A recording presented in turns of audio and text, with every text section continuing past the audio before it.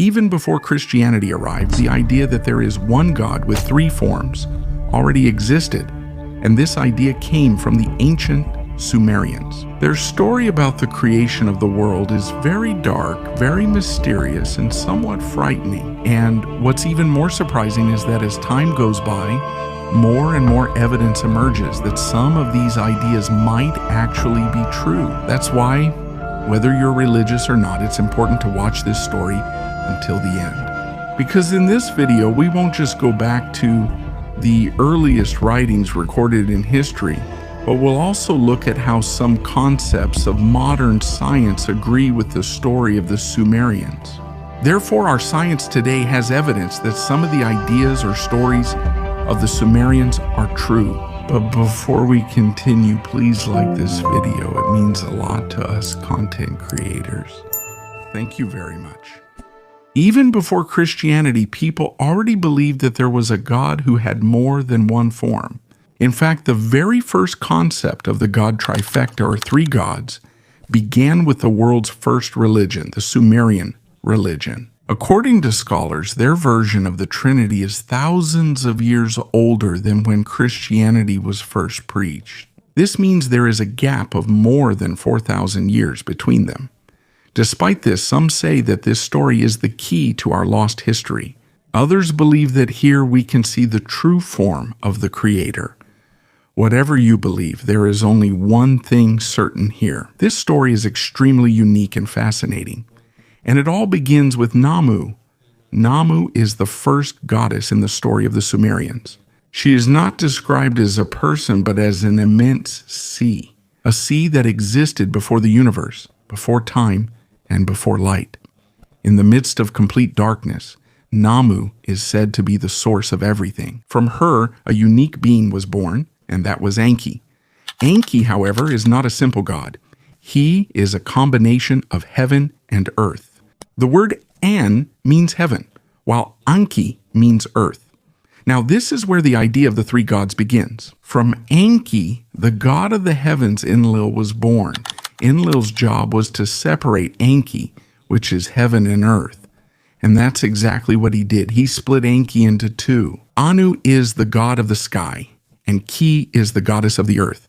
Before, they were one. But after what Enlil did, they became three. The sky is the heavens and the earth, and this is the beginning of the God trifecta. But the story doesn't end here. Enlil and Ki had a child. The name of this child is Enki.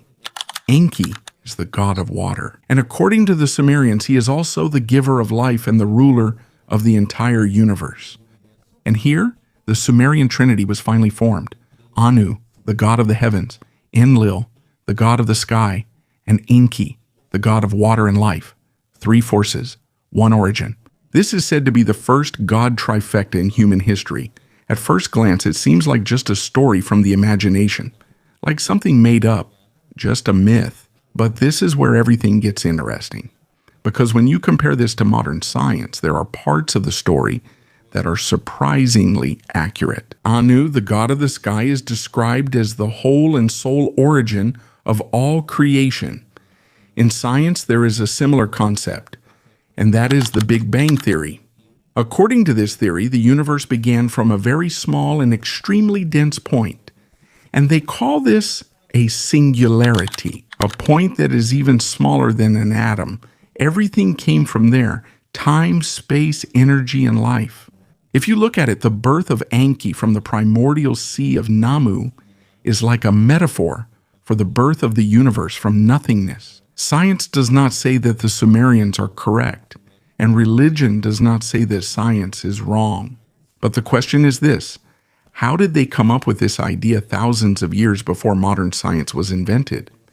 And right here, the scarier part of the story is just beginning. Another interesting detail in the story of the Sumerians. The first being that emerged from Enki, or from what we call the singularity, was Enlil, the god of the sky. And this is where the connection to science becomes unique. In modern science, what was the first thing that appeared after the Big Bang? Of course, gas.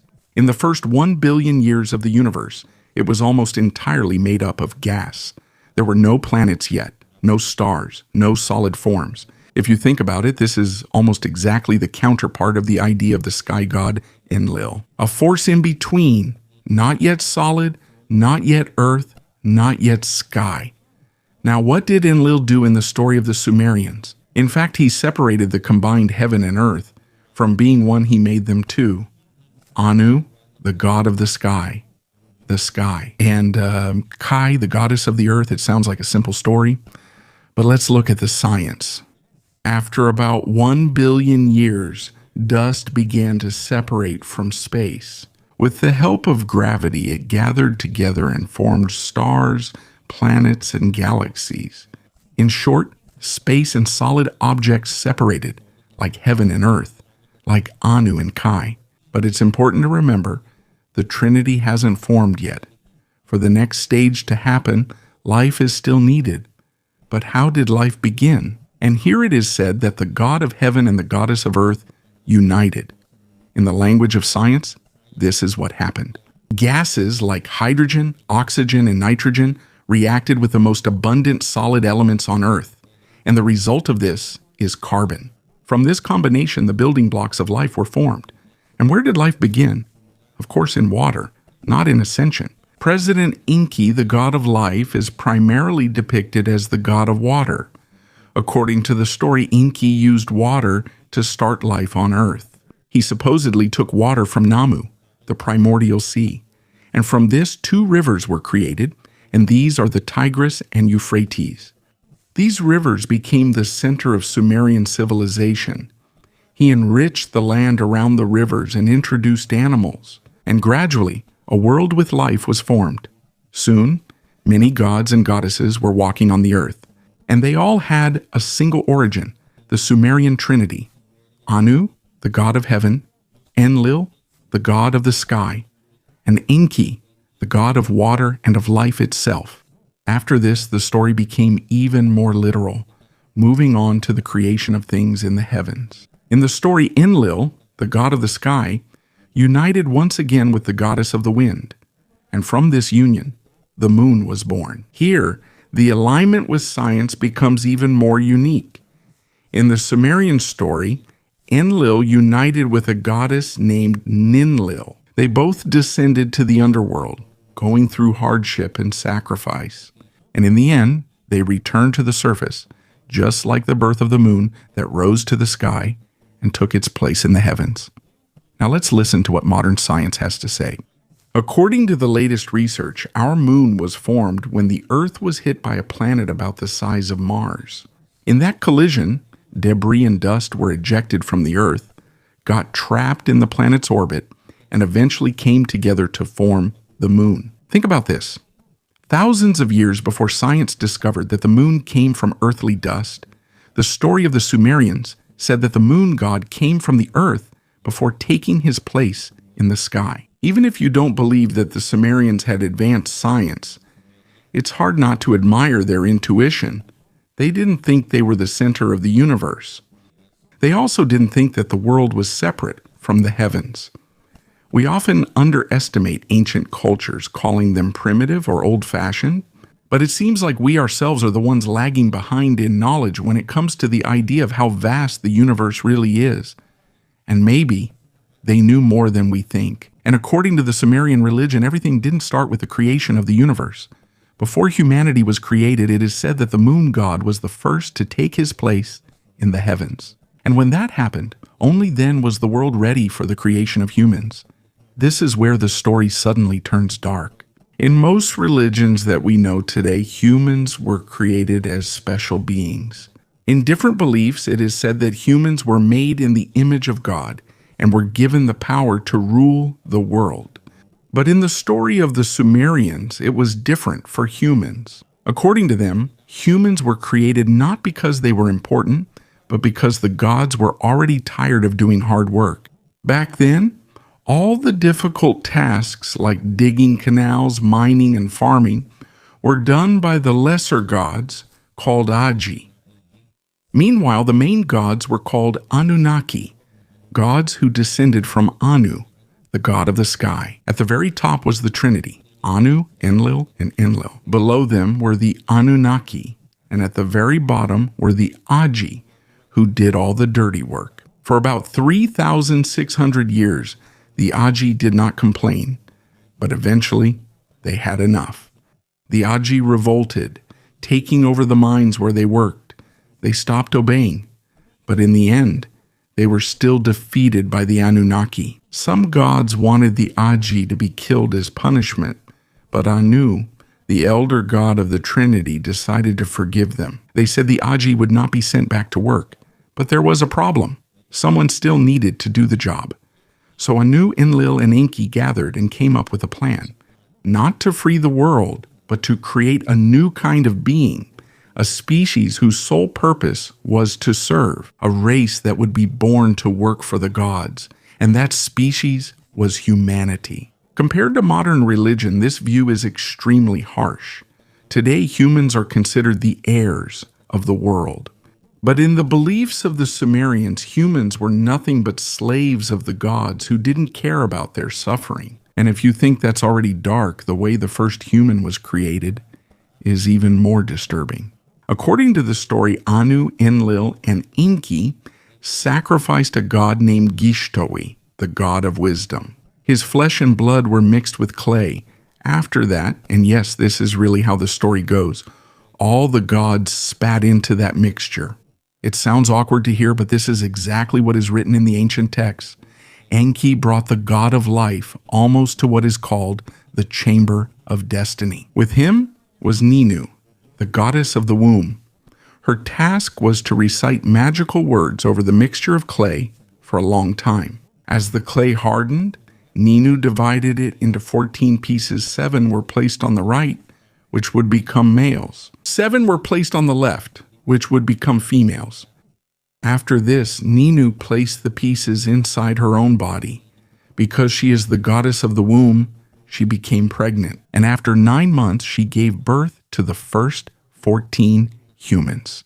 But the most remarkable thing of all is this. The Sumerians called these first humans Adamu. Sounds familiar? It really sounds like Adam, the first man, in the Bible. But there is a big difference. In the Sumerian story, the creation of Adamu was a joint project of the gods. Not just one god. It wasn't because of love either, but because of a basic need for labor. In the Sumerian texts, it's clear that the gods saw humans as toys or property. And there's no clearer proof of this than an event known as Enki's wager.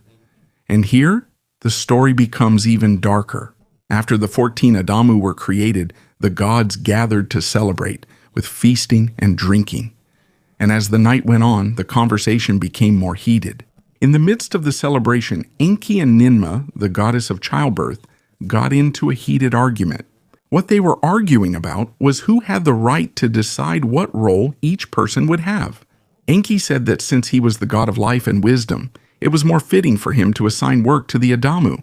But it wasn't him. Ninmah agreed. For her, if it weren't for her, no humans would be born, so she should be the one to choose the role of each person. In the end, Enki challenged Ninmah, a challenge that was very harsh. Enki said, "Create the most useless person you can, and even so I will show that he still has a place in society." Ninmah accepted the challenge, and this is where the harsh series of events began. Ninmah created people one by one with severe disabilities, not out of pity, but just to win the bet. She made a man whose hands were trembling. Enki made him the king's advisor. She made a blind man. Enki made him a storyteller. She made a man with twisted feet. Enki placed him among the metal workers. She made a woman who could not bear children. Enki made her the overseer of the queen's weavings. She made a man without a clear male or female gender. Enki made him a courtier, a role with a special place in society at that time. No matter what limitations Ninmah made, Enki always had an answer. In the end, Ninmah gave up. And now it's Enki's turn to make what he calls the most useless person. And here, Enki went too far.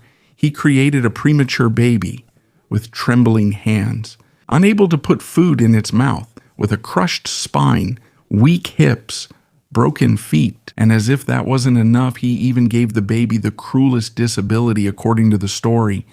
a sealed anus. After this, Enki turned to Ninmah and said, "Now, give him a job." Ninmah was silent. And who could possibly give a task to someone in that condition? You really can't blame her. This is where Ninmah admitted defeat. And because of this, Enki gained the right to assign tasks to humanity. And what were those tasks? Mining, farming, heavy labor. If you notice, there's no romance. In the story of human creation in Sumerian mythology, it's very clear that for the god trifecta, Anu, Enki, and Enlil, humans were created as a slave species. A lot of people say this is old, just a belief from a religion that's long gone, but there's a problem with that way of thinking because the Sumerians predicted many things that science is only now beginning to discover. Like the idea that the universe started from a single point, the moon was formed from the dust of the earth, life began in water, and animals existed before humans. If these are correct, even if only in a metaphorical sense, what if the creation of man and his role are also metaphors for a deeper truth? There are several theories about this, but the wildest of all, the most controversial, is what's called the gold bug theory. And here, the story gets even stranger. According to the gold bug theory, the Sumerian gods who were said to have come from the heavens were not gods in the traditional sense, but beings from another world. In the Sumerian story, there is a clear distinction between heaven and the sky. If the sky is the clouds and air that we see, heaven is even higher. If that's the case, then where did these beings come from? The ancient texts have an answer. According to the Sumerian writings, the gods came from Nibiru, and according to Zacharias Sitchin's theory, Nibiru is a planet that belongs to our solar system, with a 3,000-year orbit. This means it takes 3,000 years for it to complete one orbit around the sun. Because it's so far away, even modern telescopes supposedly can't see it directly. At first, it sounds like it's just made up, right? But here's the surprising part. There are astrophysicists who say that a planet like this could possibly exist. An extremely distant planetary body that rarely passes through the inner solar system. Science doesn't say that Nibiru exists, but they also don't completely close off the possibility. According to the theory, this planet went through a severe climate crisis, and to clean their atmosphere, they needed gold. This is where Earth comes in, because according to this theory, Earth is rich in gold. That's why these beings supposedly came here to mine. After the rebellion of the IG humans were created again, now they have a natural desire for gold.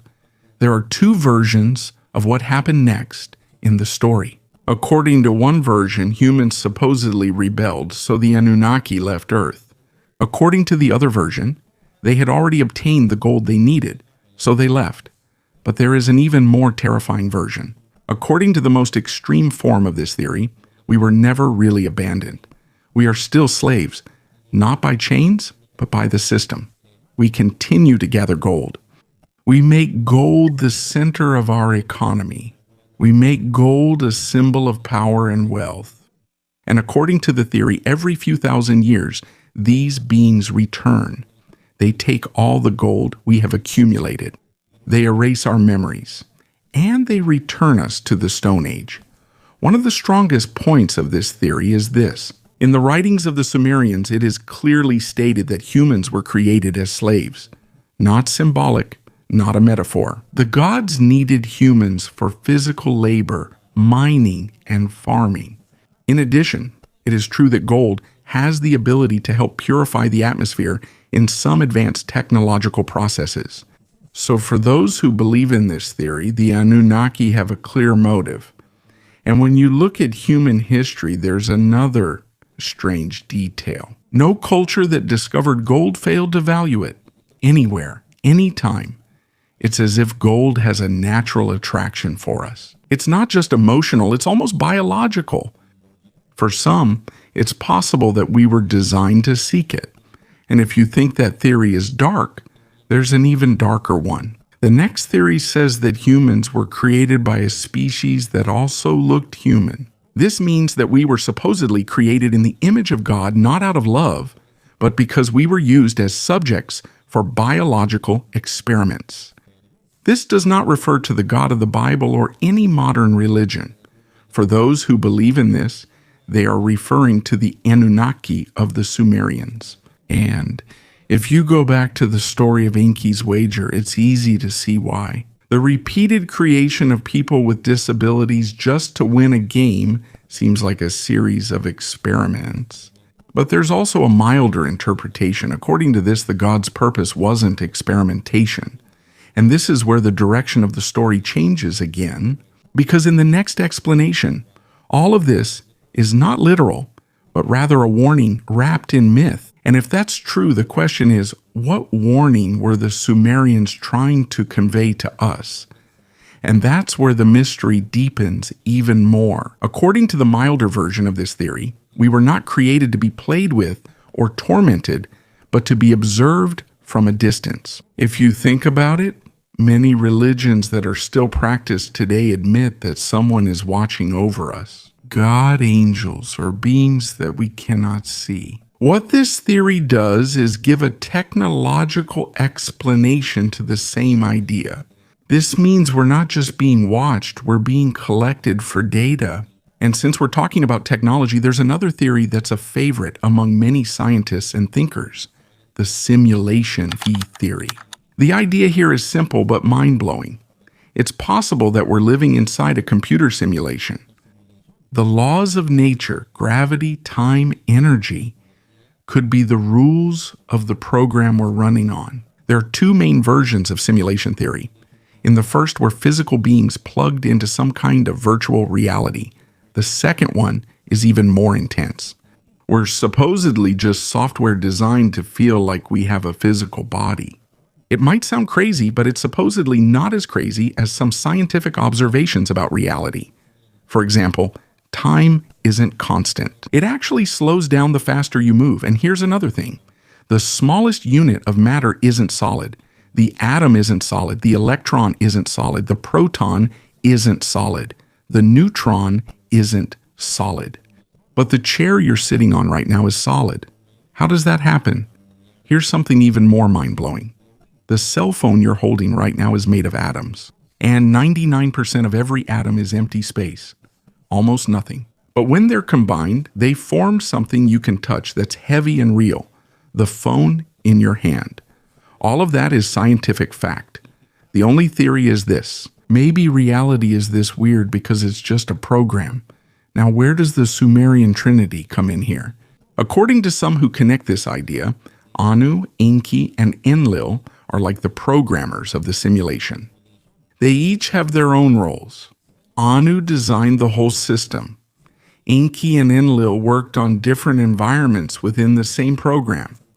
The IGs were the first characters created to mine resources and information, but they rebelled. That's why the 14 Adamu were created to continue the work. And here, another unique connection comes in. DNA. DNA uses sequences of letters to store information. It's like computer code.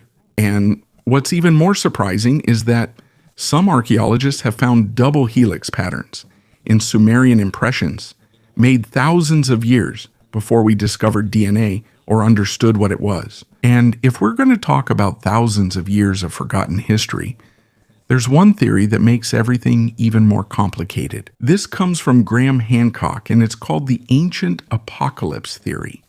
According to this theory, our ancient ancestors were more advanced than we think. They didn't start out as primitive cavemen with simple stone and wood. Instead, it's possible they had advanced technology. Maybe they had computers, maybe even space travel. According to Hancock, they could have been as advanced or even more advanced than we are today. But then an ancient apocalypse happened, a global catastrophe that wiped out technology, knowledge, and civilization. And because of that, humanity went back to the Stone Age. One of the most commonly cited pieces of evidence for this is the Great Pyramid of Giza. It was built with such extreme precision that even modern technology today struggles to replicate it exactly. And here's what's even more astonishing. Technology can easily be lost. Just one powerful solar flare, if it's strong enough, can wipe out all the electronics in the world. No computers, no data, no records. It's like a reset button. And this is where all the theories come together. Sumerian gods, simulation, lost civilizations, gold, memory wipes, and returning to the beginning. This isn't saying it's true. It's not saying it's false either. But one thing is clear. The origin of the story of mankind is deeper than we often think. And if there's one lesson the Sumerians leave us, maybe it's the question we should think about. Are we really the most advanced civilization that ever existed? Or are we just the latest to forget? It takes a massive catastrophe to erase almost all megastructures. When that happens, what will be left? Stories. If you tell the next generation about airplanes, telephones, or cameras at a time when those things no longer exist, it will sound like magic, not technology. And this is where the ancient apocalypse theory comes in. According to this theory, the Sumerian creation story is not just a simple myth, but a message left by survivors of an ancient catastrophe. It's a metaphor for lost history, and the history we know today, it's like the present is just round two. They say we've already done this before, from the Stone Age to an advanced civilization, before we were brought back to the beginning by a great flood. And when it comes to stories, this is one of the strongest pieces of evidence for this theory. Almost all major religions have a story about a great flood. There's the story of Noah in the Bible. There's a great flood in the Epic of Gilgamesh from the ancient Sumerians. Floods are also mentioned in Hindu and Muslim scriptures. Many cultures, different places, but the same theme. And when many civilizations are separate, but all tell the same story about a single event, there's a big possibility that something real happened. And it affected different regions of the world. Also, modern humans have existed for more than 300,000 years. But all the major progress from stone tools to modern technology only happened within the last 5,000 years. Doesn't that seem a bit off? Think about it. Which one is more believable? Story A. We had ancestors who had the same brain size and biology as us, but for almost 295,000 years, there was no major technological progress. Then suddenly, in just 5,000 years, we were able to build skyscrapers and spaceships. Or Story B. In 300,000 years, we rose and fell in technology several times because of disasters. If we can go from the Stone Age to modern civilization in 5,000 years, it's possible we've done this before, but it disappeared. Now, is any of this true? Honestly, these theories are possible, but they're hard to prove. The ancient apocalypse theory is naturally difficult to prove because its very premise is that the flood erased all the evidence. Yes, the pyramids are impressive, but that doesn't mean the people who built them had laptops or engineering software. Just because we can't fully explain a structure doesn't mean they were as advanced as we are today.